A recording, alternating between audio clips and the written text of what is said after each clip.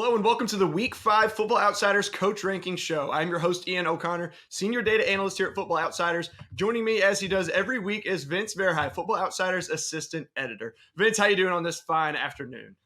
Doing just fine, Ian. Happy to be here.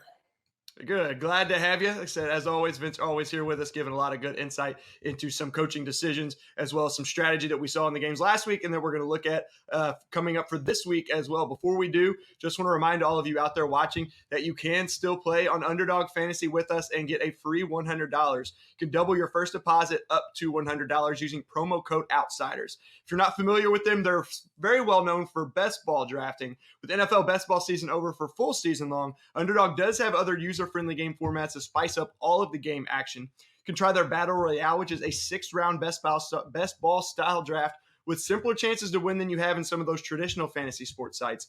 Or you can try your hand at their pick'em games, where you can wager on players' chances to go higher or lower than their projected stat lines. Basically prop betting, where you build out a parlay and try and get all of those correct. And you can do that even in states where traditional prop betting currently is not available. Underdog is the fastest growing fantasy site around, so join the fun over at UnderdogFantasy.com or download Underdog in the App Store and use promo code OUTSIDERS now to double your first deposit up to $100. Again, that's a free $100 using promo code OUTSIDERS.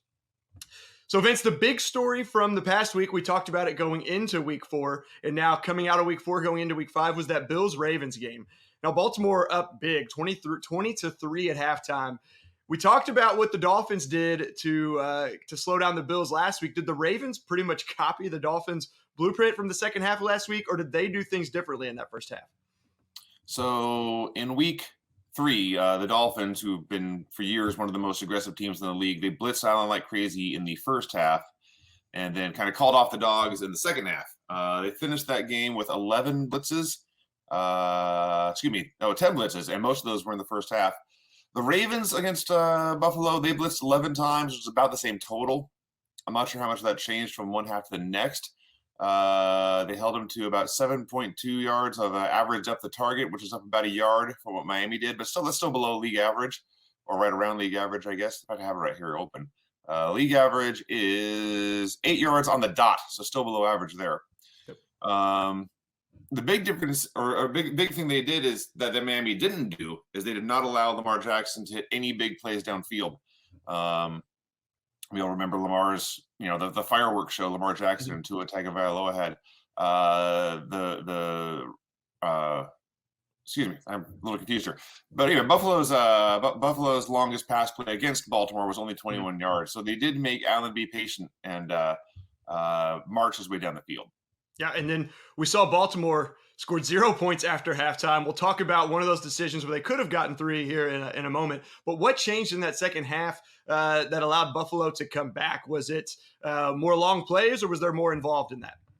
It's a cliche that they always say every football game comes down to a handful of plays. But in this case, well, it's often true, but in this case, it's definitely true. The Ravens only had 4 drives in the second half. 2 of them ended in interceptions, one of which we're going to discuss here in detail. What happened the other 2 times when they punted? Well, they had a penalty that sent them into a 2nd and 15. They couldn't get out of that. They had a run stuff on 1st and 10 that put them into a 2nd and 12, and they couldn't recover from that. And I looked this up. The Ravens are actually number 1 this year in DVOA on 2nd and long situations. But being the best in a bad situation still means you're in a bad situation. So it's best to not be in 2nd and long in the first place, rather than it is better to be to avoid 2nd and long altogether than to be very good in 2nd and long. And the Ravens found themselves in long yardage situations and couldn't recover. And you combine that with a pair of turnovers, and there you go. That's 0.5 points.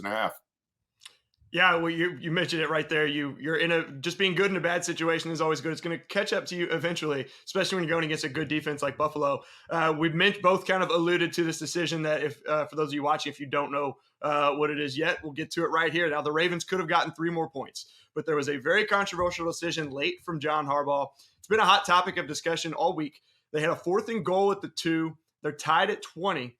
And 4:15 left in the fourth quarter, so not a lot of time. This game is just about over. He decides to go for it instead of taking the go-ahead field goal. With Justin Tucker, you're pretty much automatic at that point, a 20-yarder, close to 100% there. Just an increase of 2.7% in win probability pre-snap by choosing to go for it. I was a little surprised that it wasn't a little bit higher than that, just knowing how the model usually works, and especially a 4th and 2 with an offense like Baltimore. But what did you think about the decision there, Vince?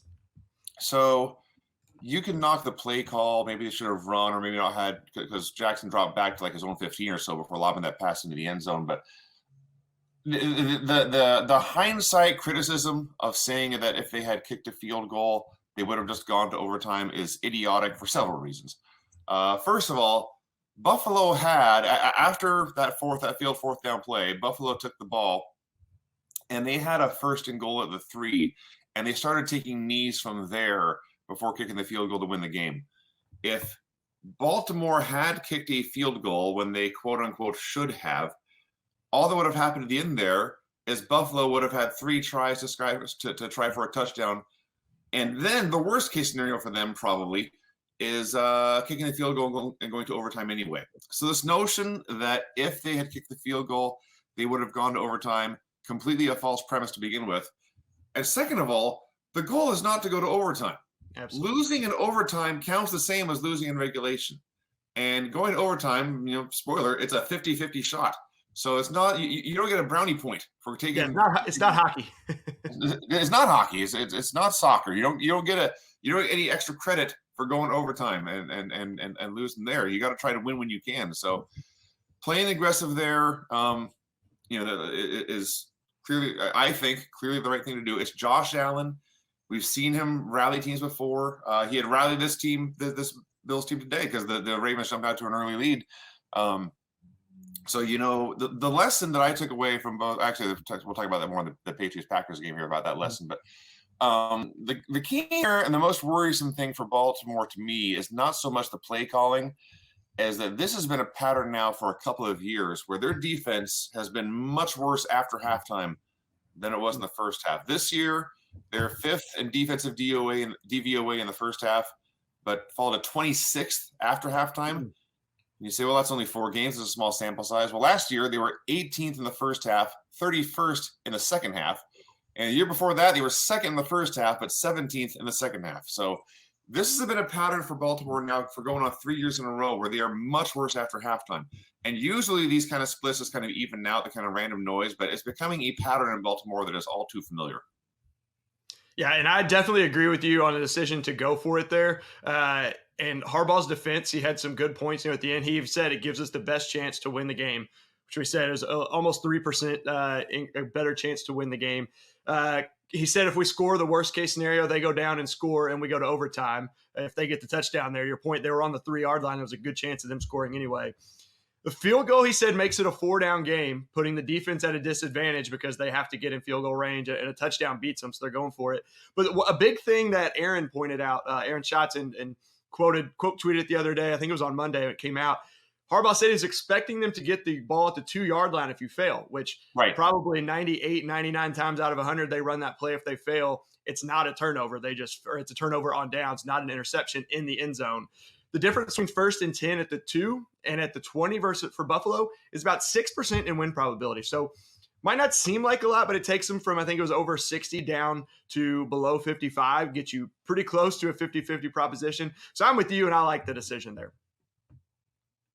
Yeah, and Harbaugh has a track record of going for it in key situations, and it doesn't always work, but he's sticking to his guns, so credit to him for that. Yeah, and we saw too, Lamar, arguably the best quarterback in the league so far this year. Devin Duvernay was open on that play too. Lamar couldn't see him because he had 6'6", 260-pound Greg Rousseau right in his face. But Buffalo, to your point, got down to the 3. On their prior 4 drives, they punted. They had negative 11 yards. For that, they went 80 yards for a touchdown, 51 yards in a field goal, 76 yards in a touchdown. So, like you said, Buffalo moved the ball a lot better in the second half. And yeah, that's 100%, or not 100%, but the right decision there. I think most people have agreed on that I've seen. There's some that don't, but you and I here agree. So that's 100% that we've got right now.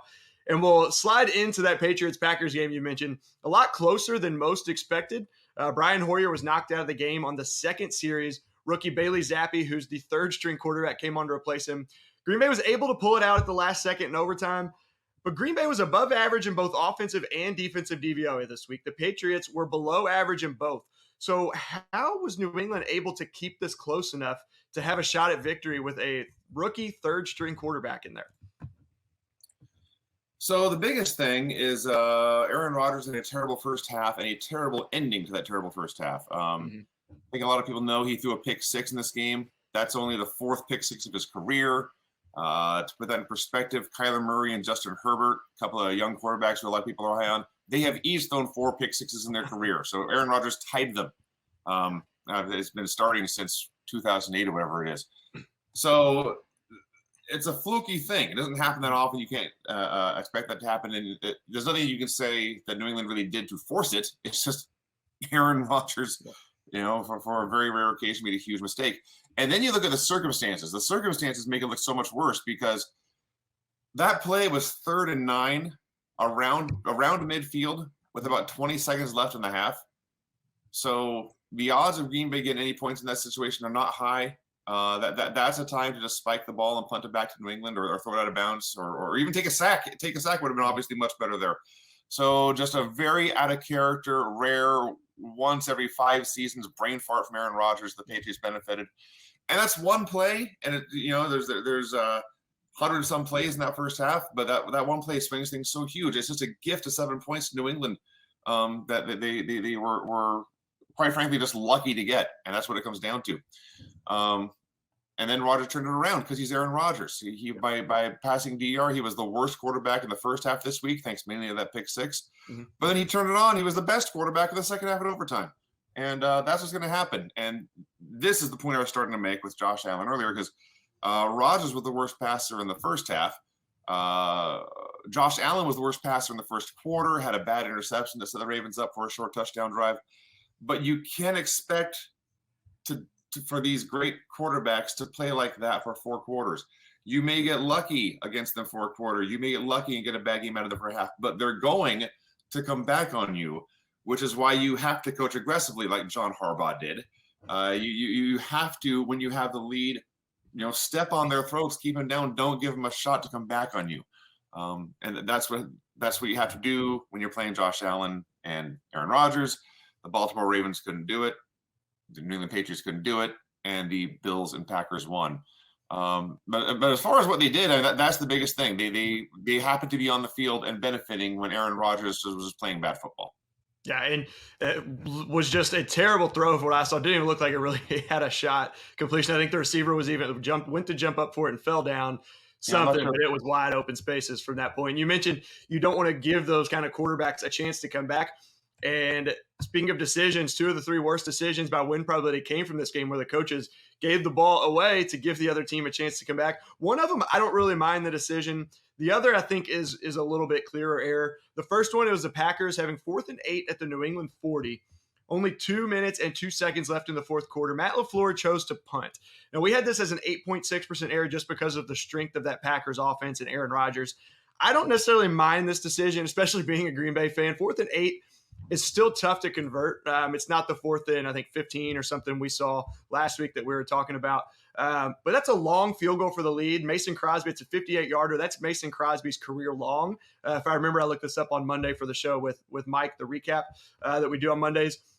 He's hit a 57-yarder a couple other times, but that 58-yarder was back in 2010. It was a long time ago. The miss gives the Patriots great field position, only needing 20-ish yards for a game winner with 2 minutes left. So I don't mind this as much when you're looking at it as an error in this situation. What about you? If I'm the Packers in this situation, I punt 100 times out of 100. And again, we talked about how I mentioned this in past weeks, but the numbers we have are based on league averages and not tailored to suitable games. They don't know that the Packers were playing against a third-string quarterback. And New England had 3 scoring drives in this game. They were not good at moving quickly. All of them took close to 4 minutes or longer. So punting back to Bailey Zappe with 2 minutes left, I would feel confident in my defense to not let him get a score in 2 minutes and take my chances in overtime where I have the significantly better quarterback. Yeah. And I will take my chances there. Zappe got a couple of big plays, a small number of big plays. We'll get here shortly, but I would trust my chances on not getting beat by him. And like I say, go ahead and risk giving him the ball. And in fact, the Patriots had no confidence in Zappe to win the game because they got the ball after that punt and they ran 3 times and punted the ball right back. So everyone knew what they were dealing with here. Bailey Zappe was in over his head, knowing the most likely scenario with the game on the line is that he would have screwed something up. And they were all trying to, well, the Patriots were trying to avoid that scenario. The Packers would have been very happy with that scenario. But like I say, if I'm the Packers, I punt every time. Yeah, and they took a delay of game to move them back a little bit. Punt ended up getting it down to the 2-yard line, you said, and it was just 3 straight runs. Didn't really even try. Had 4th and 1 at their own 11. Some people maybe would argue to go for it there, but a 4th and 1, but not a chance. Even with just 1 yard to go, like I said, you're at the end of the game there. But yeah, it ended up working out very well for the Packers there. That second one I mentioned, I side more with the error, and that was the Patriots 4th and 5 at the Green Bay 46. There's 6:54 left in overtime. This was the second possession after Green Bay had the ball. Belichick chooses to punt. It's a 10.1% error. This is our highest error of the week, I believe it was, in terms of win probability. And looking at that, like the conversion already puts you in position for a long field goal to win. Yeah, there's not a great chance at converting. Again, you have your third string quarterback. But the opportunity just to gain a few more yards after that. So each yard they gain after the 41-yard line increases the makeability of that field goal if they can convert that 4th and 5. Going from a 58-yarder to a 55-yarder increases the chances of success by about 4 times. Punting gives the ball back to Aaron Rodgers, needing just a field goal to win, kind of the opposite of what we just talked about with Bailey Zappe, having the ball, back in his own deep in his own territory. It's Aaron Rodgers. No matter how deep you pin him, it's a dangerous man to give the ball back to, especially that would have been the first time they had the ball, a field goal wouldn't have won it. This time, a field goal wins that. So I think Belichick should have gone for it here, even with the third string. Do you agree or you have a different take on this one? If I'm Bill Belichick in this situation, I'm down to number 3. I have a chance to get my number 3 quarterback against Aaron Rodgers in Green Bay, mind you, and escape that game with a tie. I'm playing for the tie. I cut your losses. Damage control is a thing, man. That coming away with a tie there would have been a success. It didn't work out that way, but we have by this point a little more than 3/4 of Bailey Zappe in action to see what he could do. And he, like I say, he had a couple of big plays, but officially he had 18 dropbacks in this game. Like it was 15 passes and 3 sacks. Only 4 of those plays picked up first downs. That's not a good percentage. And if you want to say, well, Vinny, he, maybe he had some long yardage plays in there. Maybe he's better in short yardage. No, he was not good in short yardage. 5 yards or less to go for a first down. He picked up a first down once in 3 plays. Less than 10 yards, only 2 first downs in 7 plays. This is not the guy I want to try and convert a 4th and 5. So I'm punting there. If they had gone for it, I actually would think they'd be better off handing off. They had 4 runs in this game with exactly 5 runs with exactly 5 yards to go and picked up a first down on 4 of those runs. So they would have been better handing off than passing on 4th and 5. And I would much rather punt than hand off on 4th and 5. So like I say, I'm with Belichick in this one. I would have punted and hope my defense could just get maybe one more stop and get out of Green Bay with a tie and be happy with that in this scenario. Yep, that's the way Belichick played it. Unfortunately for him and the Patriots, it did not work out. As we know, Green Bay, Rodgers got them down the field and kicked that field goal as time expired in overtime to win that game. It was I think like a 31-yarder. So they got all the way down the field even after that punt. But some tough decisions there in that game. And then another big one came on Monday Night Football. This takes us into our worst decisions. We've already covered 2 of the biggest, just one here. But 49ers had 4th and goal at the 1. 14:55 left in the fourth quarter, very, very beginning of the fourth quarter. San Francisco is up 5. It's 14-9. They kicked the field goal after taking the delay of game. Field goal puts the team up 8. It's still a 1-score game. We talked about this last week. I don't think this is surprising from Shanahan. What were you thinking when you saw this, if you were watching this one?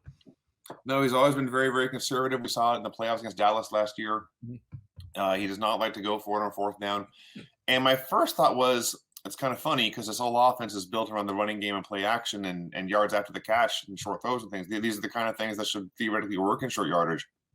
And I thought about it more, and I wrote the San Francisco chapter 2 years ago, I guess. And when you watch San Francisco's running game, they have a very small offensive line, one of the smallest offensive lines in the league. They get it done on leverage and play calling and finesse. They don't just overpower teams.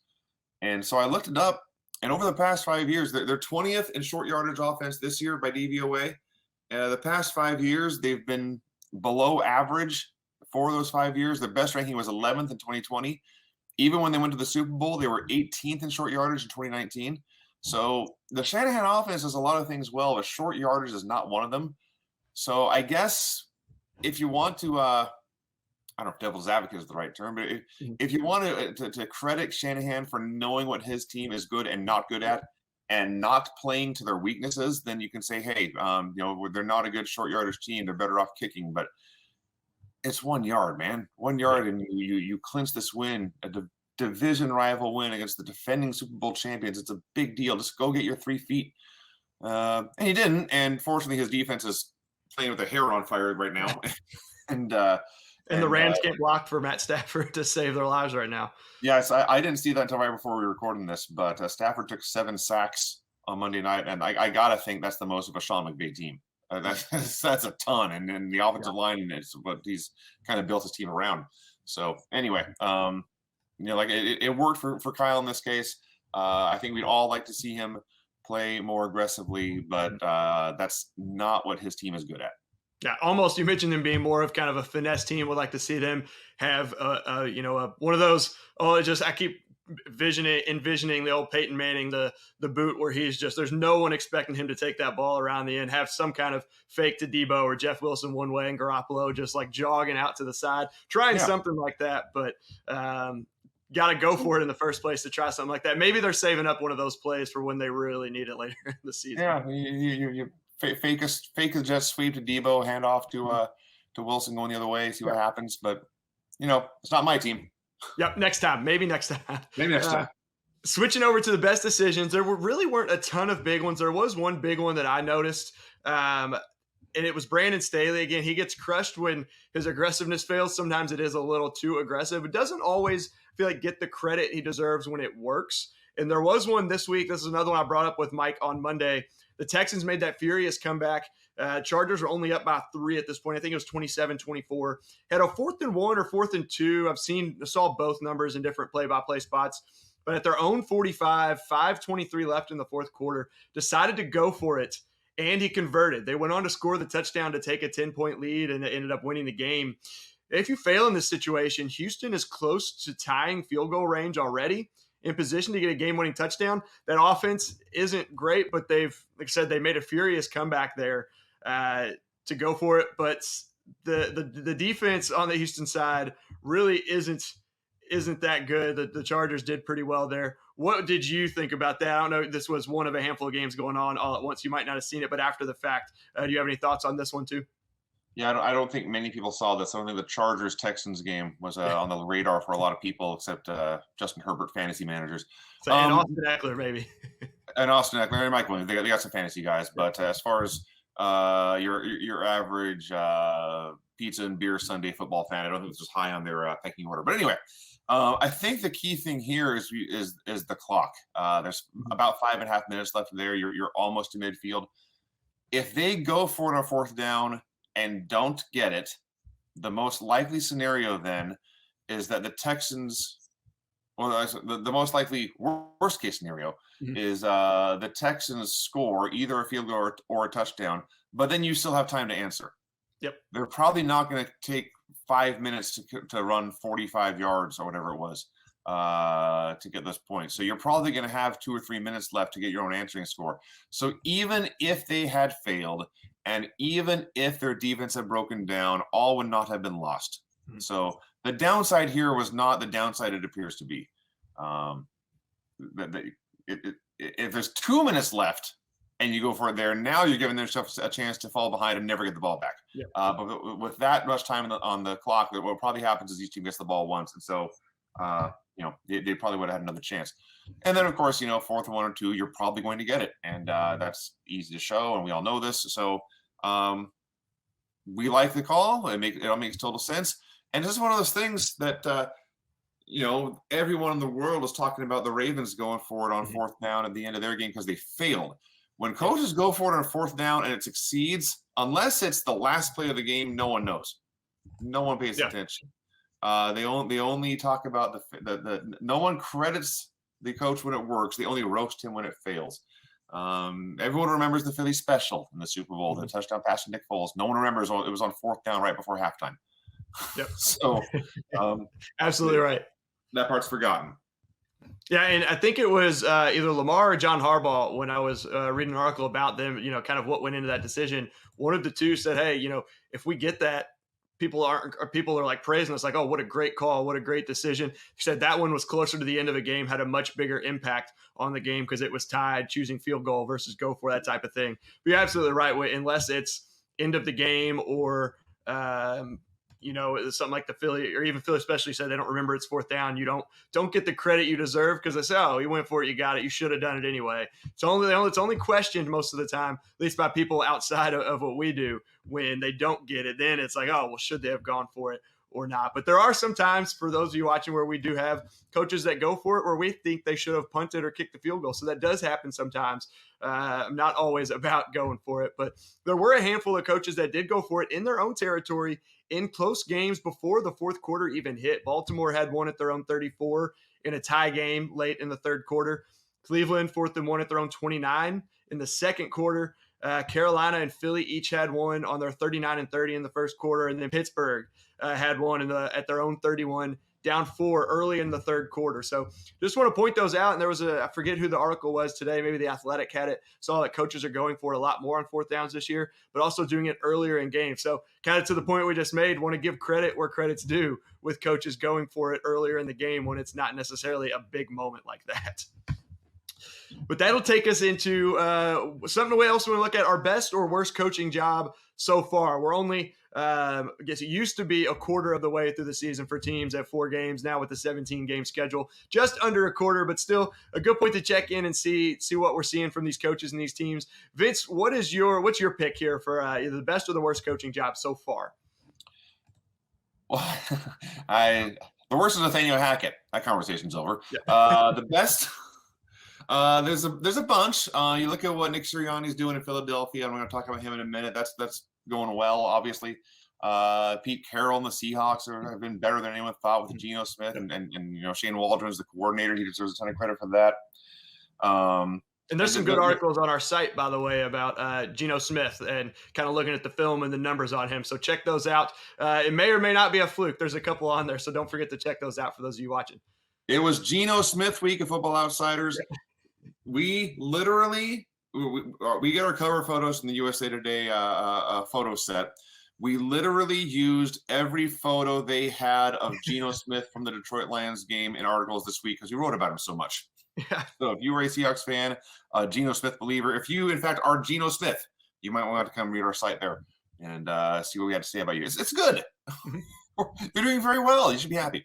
So anyway, as far as coaches, there's one that's flying really under the radar. That I think he deserves more credit than he's getting. It's Arthur Smith in Atlanta. The Falcons last year were 7-10, but by any metric, they were not nearly that good. You can look at points scored, points allowed, DVOA, the eyeball test. They had a lot of really fluky wins. That was a team that should have won 3 or 4 games to somehow find a way to win 7. And people thought they were going to be more like 3 or 4 win level here in 2022, but so far they're 2-2. Their 2 losses are by a combined 5 points. They gave out that miracle rally to the Jameis Winston, the Saints in week 1. They lost a very close one to the Rams in week 2. Since then, they've got a pair of wins over Seattle and Cleveland. Those are not joke teams. Both the Seahawks and Browns in the top half of DVOA. So the Falcons have beaten good teams here. Through 4 games, we got a total DVOA of 6.7%, offensive DVOA of 10.7%. Those would both be the best for any Falcons team since the Super Bowl year of 2016. Wow. So this Marcus Mariota-led run the ball and throw deep, it's working. It's working very well. And the defense isn't as good. It's only 22nd in DVOA, but they were 30th last year. So that's a big jump forward. And mostly they are getting it done by running the ball a lot. Cordero Patterson through 4 weeks leads all qualified running backs in DVOA.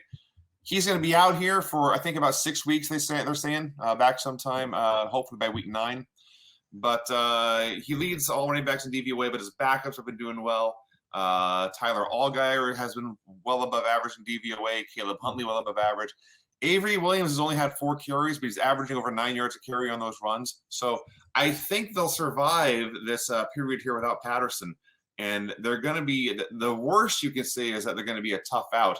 The best you can say is that the NFC is so – well, the NFL as a whole, but the NFC is so muddled. There's Philadelphia and 15 teams tied for second place. There's no reason to think that in a month's time the Falcons won't still be in the middle of at least the wild card hunt. Yeah, and that division not really looking great. The Saints, Bucks are both. I think everyone's at 2-2, or the Panthers, except the Panthers maybe. You said they're also muddled. It seems like every team's at 2-2, but the Eagles at that point. But to your point too, Avery Williams is a converted cornerback and having success at running back this year. Patterson's a converted wide receiver / kick return. Yeah, kick return. It took NFL teams a decade to say, let's just put him in the backfield and hand him the ball, see what happens. Yeah, was a fantasy sleeper every single year in the NFL until last year, and then is when he's had his breakout year. Yeah, he's been very good there as well. The one thing I think you could find those NFC South standings is Tampa Bay and Atlanta tied at 2-2, and the Saints and Panthers both at 1-3. I'll look up this Atlanta schedule here for the upcoming here. Well, they're at Tampa Bay this week, and win or loss there will tell us a lot about what's going to happen over the rest of the year. They have 49ers and Bengals in a row, so they're facing a tough stretch come up ahead. I may be a little too optimistic, but still, great job by Arthur Smith this far in the season. Yeah, doing well so far. The one knock I think you could have on him, and this mainly comes from fantasy managers, is get Kyle Pitts more involved. He's been not been anything what he was last year, but like you said, they're 2-2. They're doing a lot better than people expected. So whatever they have to do to win games, for me, I would say the best. There's not really a lot to say. Doug Peterson just taking over that Jaguars team. He's done a great. We've mentioned he's got more talent there, but he's just got them prepared. Like you said last week, is the biggest thing. Keeping those Jaguars looking really good. They got up big on the Eagles, but then the Eagles did their thing, came back. But really like the Jaguars, and they're still doing really well near the top in DVOA through 4 weeks, which not a lot of people would have expected. So they're the worst for me. And you could maybe, I don't know how much of this you could put on the coach. You might have a little bit more clarity on this, but Indianapolis expected to be, I would say, near the top of their division, them and the Titans. Dead last in DVOA through 4 games. Dead last in offense, which a lot of that on the new quarterback, Matt Ryan, who we thought would be a lot better. Been a little banged up. They had the game with their top 2 receivers were out. The offensive line, though, hasn't been what it once was. They were at one, just even a few years ago, an elite unit. The defense not really doing very well. People thought was going to be the strong suit. They're 13th, but still only middle of the pack. Again, I don't know how much of that is on Frank Reich, but I mean, when you're the head man, you got to take the credit when things go well and take the blame when things go badly, I think. So Indianapolis, I guess, overall has been a real disappointment so far. Yeah, that's a tough one. I mean, there's no doubt. The FO staff in particular was very high on them. They were the most popular pick for a team to beat their DVOA projection. And suffice to say, they have not done that. And it's hard. I don't know how much of that is on the coach, how much is in personnel, how much is on injuries. Shaq Leonard's been out for a long time. You mentioned the receivers. They have been trying to get by on a rent-a-quarterback system, find a veteran, hope to get his last good year out of him. And it's been, partly by design, partly by circumstances, what they've been doing. But it looks like this year they grabbed a guy just as he ran out of gas. And Matt Ryan looks very much done. And to be perfectly honest, when you look at what Atlanta's doing without him, he may have been part of the problem with the Falcons over the past couple of years. And maybe he was being covered up by talented players around him. Certainly one of the most disappointing teams out of the gate. Absolutely. And that takes us into our last segment, our week 5 coaching matchups preview. We pick one of our best matchups we like coaching. It can also be just the most enticing matchup of the week. What are you picking for your top matchup this week, Vince? So usually here you'll think you want to pick last year I picked a revenge game with Doug Peterson, or last week I picked a revenge game with Doug Peterson going back to Philadelphia, or a certain chess match aspect to it, something like that. I'm kind of sadistic. I think writing quick reads for a long time has made me appreciate terrible football. And last week's Cardinals Panthers, especially the first half, just an absolute clown show. Terrible turnovers, terrible play calls, 30 minutes of yakety sax football. And so now the Cardinals got their act together in the second half. The Panthers obviously didn't. The Cardinals get the win and move on. But now they have to go play Philadelphia, who has been one of the top coach teams this year. They've been the best team in the NFC by miles and miles. They haven't really been challenged in any of the 4 wins. I looked this up right before we came on here. The Eagles defense has been on the field for one play this year in the fourth quarter where the opponents had a chance to tie the game or take the lead. On that play, they sacked Trevor Lawrence and forced a fumble and recovered. That is the closest anyone has come to beating Philadelphia this year. So they don't make mistakes. They don't beat themselves. And the Cardinals make all kinds of mistakes and beat themselves routinely. So it's a complete mismatch there. But what's really fascinating to me about this is the Eagles' offense is kind of the offense that Cliff Kingsbury wants to run. It's a lot of shotgun spread, or a lot of shotgun formations, a lot of shotgun runs. The Cardinals and Eagles are in first and second place by miles in runs out of shotgun formations. I saw that from Benjamin Solik of the Ringer just a minute or two ago. And they're running out of shotgun. They both want to run out of shotgun. They both want to get lots of yards per completion or yards after catch, but the Eagles are much better at it. 6.9 yards after catch per completion. That's second behind Carolina, which is the one thing the Panthers are doing well. And both teams you'd think would want to run the ball with the quarterback a lot. The Eagles are doing it a lot more and a lot better. Jalen Hurts is first among quarterbacks with 53 carries. That puts him on pace for 225. And the record, as Solik pointed out here, is only 176 by Lamar Jackson in 2019. So Hurts is doing it all, and it could be a lot of fun watching the Eagles beat the Cardinals at their own game. Yeah, that'll be an exciting one. See if Arizona can get it together. Hasn't looked good for them so far. For me, I'm going to go Cincinnati and Baltimore. Not necessarily for the coaching matchup here, but we know what happened last year. Baltimore had all the injuries, but Cincinnati came out and dominated them in 2 games. They won the first one 41-17. Kind of a revenge game, as you mentioned here, as you went last week. But 41-17 at Baltimore last year in week 6 or 7, I think. That's the game where Jamar Chase just went off for 201 yards. Then they won 41-21 at home late in the season. Lamar Jackson was out of that one, but Burrow set the franchise record with 525 passing yards. T. Higgins had 194 and 2 touchdowns. And Cincinnati just embarrassed Baltimore in 2 games last year. So I'm looking to see how Baltimore comes out. You know they're a well-coached team. Speaking of coaching performances, John Harbaugh, they're coming off that disappointing loss, but that should be a big one in Baltimore, and I'm really excited to see that one with Lamar and a lot of those guys back for Baltimore. I think they're still down Ronnie Stanley, which is a big part of that play that we mentioned as well. He was out there, so pretty much healthier than they were last year, but I think that'll be a really exciting one. All the teams in the AFC North sitting at 2-2 right now, and that was actually one of the questions we had in our staff predictions for this week, looking at the betting odds there. So that'll come out tomorrow, I believe, later today or tomorrow. You can kind of see what a lot of us think on the best value bet in the AFC North so far. It will come out yesterday when people are listening to this. Oh, that's correct. Yesterday.